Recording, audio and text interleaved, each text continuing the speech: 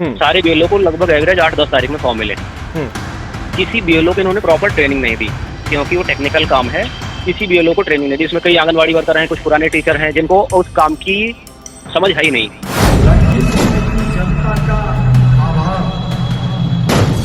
लखीसराय में deputy CM Vijay Sinha के road show में खुलेआम फायरिंग की गई। बीच सड़क पर समर्थक राइफल से दनादन गोलियां चलाते रहे। मिट्टी का था 2020 21 22 में नई घर बनाया हूँ, मिट्टी में थे। किस लिए मेडल मिला है जब मानता मेरा नहीं है तब।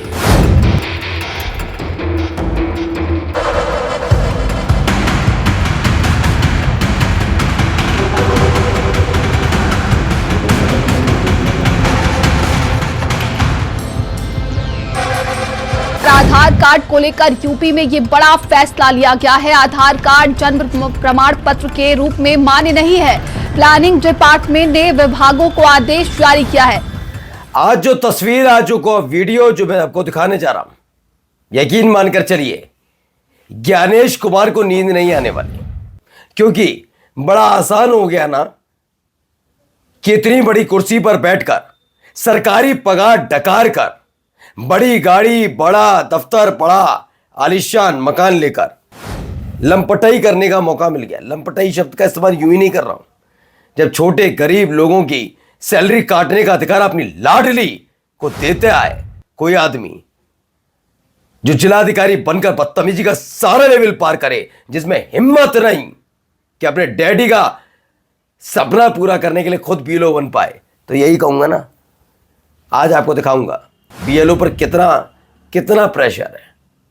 यूं ही आत्महत्याएं नहीं हो रही हैं, और शर्म आनी चाहिए न केवल ज्ञानेश कुमार को, उनकी आने वाली और पिछली पीढ़ी सबको, और उसके आका को भी। आज आपको दिखाऊंगा सारी तस्वीरें, दिखाऊंगा क्या क्या इस देश के अंदर चल रहा है। तमाशे बहुत आसान कर दिए गए।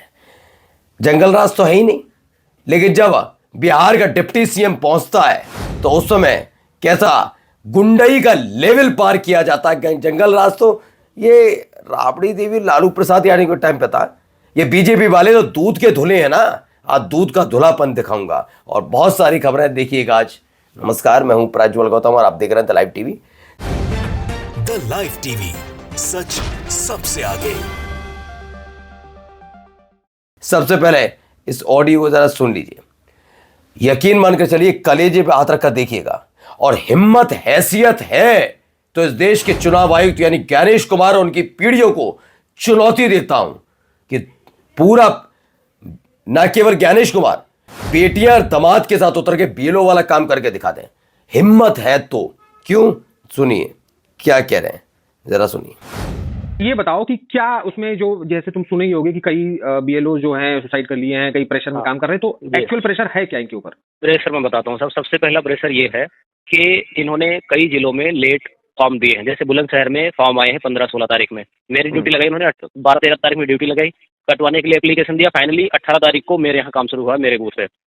इसी तरह से लगभग हर जगह 15 दिन का ही टाइमलाइन मिला। अगर मैं 1 महीने का भी मानता हूँ 4 तारीख का, तो ये 4 तारीख में किसी को भी इन्होंने फॉर्म डिस्ट्रीब्यूट किए नहीं। सारे बीएलओ को लगभग एवरेज 8-10 तारीख में फॉर्म मिले हैं। किसी बीएलओ को इन्होंने प्रॉपर ट्रेनिंग नहीं दी, क्योंकि वो टेक्निकल काम है। किसी बीएलओ को ट्रेनिंग नहीं दी। इसमें कई आंगनबाड़ी वर्कर हैं, कुछ पुराने टीचर हैं जिनको उस काम की समझ है ही नहीं। बहुत सारी कहानियां इसमें, लेकिन फिलहाल इतना पूछना चाहूंगा, मेधा रूपम, सैलरी काटोगी? हो क्या तुम? सरकारी नौकर हो तुम। तुम्हारा डैडी ज्ञानेश कुमार सरकारी नौकर है, और तुम दोनों बाप बेटी हो। सुन लो, तुम बीएलओ का पैसा काट रहे हो, जिसकी सैलरी कितनी? 15,000, 12,000, 20,000। तुम दोनों बाप बेटी के अंदर 20-20 साल की सैलरी काटो और रिकवरी करनी चाहिए। रिकवरी करो बाप बेटियों से और पूरे दामाद खानदान से। इनके क्या हालत बना दी है इस देश की ज्ञानेश कुमार ने।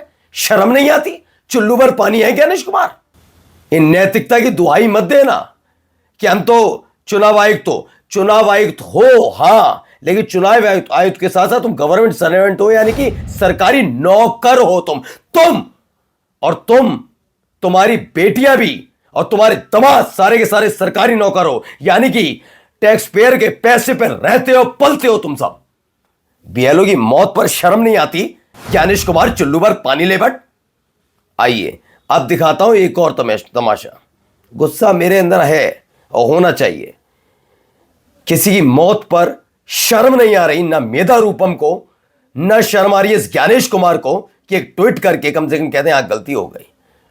लंपटई देख रहे हो, लंपटई कहते हैं इसे, किसी मौत पर तमाशा देखने वाले।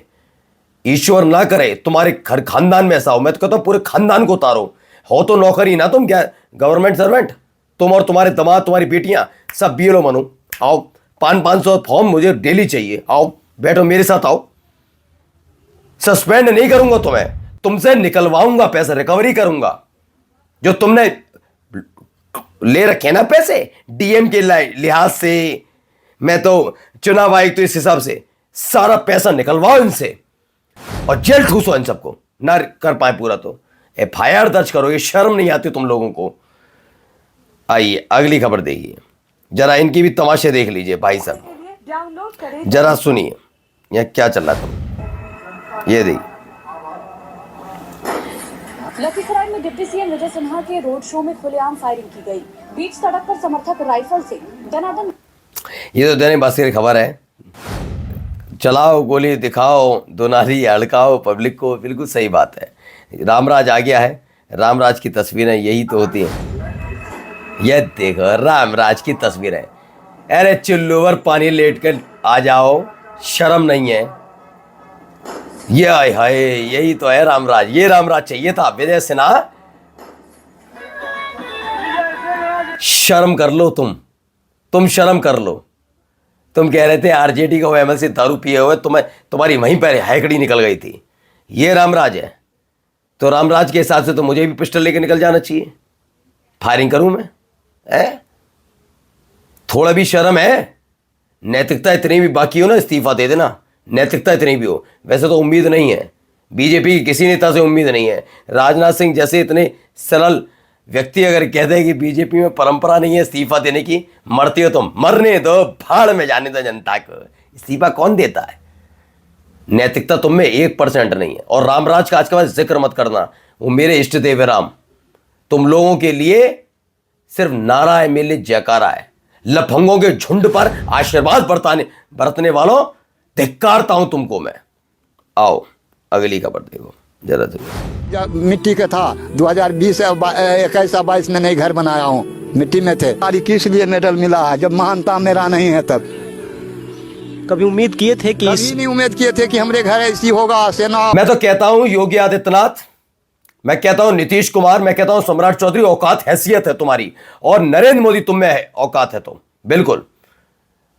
अडानी के साथ करके दिखा दूं, है नहीं। गरीबों को काटो, गरीबों की है ना, क्योंकि गरीब की इतनी हिम्मत नहीं हो भाई तुम तक पहुंच बना पाए। अडानी तुम्हारे कान पकड़ के मरोड़ देगा बुरी तरीके से। लेवल नहीं है तुम लोगों का। अडानी के साथ करके दिखाओ, उसको 1 रुपए में बीघा जमीन दे दोगे। क्या औकात है अडानी की? अडानी के सामने लेट होने वालों, तुम पे धिक्कारता हूं मैं। गरीबों का खून चूसने वाले हो तुम सब। देखिए अगले, ये देखिए एक बुजुर्ग महिला को, खासकर मैं चाहता हूं सरकारी धन्ना सेठ की मां बहन बेटी यहां खड़ी होती, और खड़ी होती बीजेपी नेताओं की मां बहन बेटी। ये देखो एक बुजुर्ग महिला के साथ कर, शर्म के डूब में मर जाना चाहिए उस आदमी को जिसने नोटबंदी में अपनी मां को खड़ा किया था। शर्म से डूब मर। देखो, क्योंकि आम आदमी की इज्जत नहीं है ना। लंपटाओ, तुम्हें यकीन मानना आने वाली पीढ़ी तुम्हें सबक सिखाएगी और सिखाना चाहिए। तुम जैसे कहो जेंजी के नाम पर माहौल बनाने वाला, धिक्कारता हूं इस देश के खुद ही मीडिया को। तुम्हारी औकात यही है, 70 करोड़ की मकान मिलने वाली एंकर, धिक्कारता हूं तुझको भी आज मैं। तू आज ये नहीं दिखा पाएगी, तेरा लेवल ही नहीं है। शर्म नहीं आ रही? किसी का घर टूटता है, टॉनिक लेते हो? कौन सा टॉनिक लेते हो? क्या करेगी टॉनिक का तुम? हां, गुस्सा है मेरे अंदर कि इस बुजुर्ग महिला में मैंने अपनी मां को देखा है, लेकिन जिसने अपनी मां की इज्जत ना की हो उसको टॉनिक पूछने वाली महिला, धिक्कारता हूं तुझ पर और तेरे नेता पर।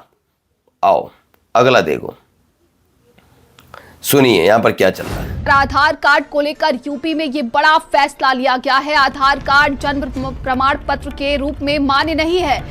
हुआ क्या है जरा बता देता हूं। यूपी सरकार ने आदेश दिया कि आधार कार्ड को जन्म प्रमाण पत्र के सबूत के रूप में नहीं माना जाएगा। सरकारी कामों में जन्मतिथि के लिए केवल मान्य बर्थ सर्टिफिकेट ही चलेगा। क्या ये आदेश जारी की प्रक्रिया को ध्यान में रखकर आया है जब फॉर्म भरने की तारीख खत्म होने वाली है? ये तमाम चीज़ें चल रही हैं।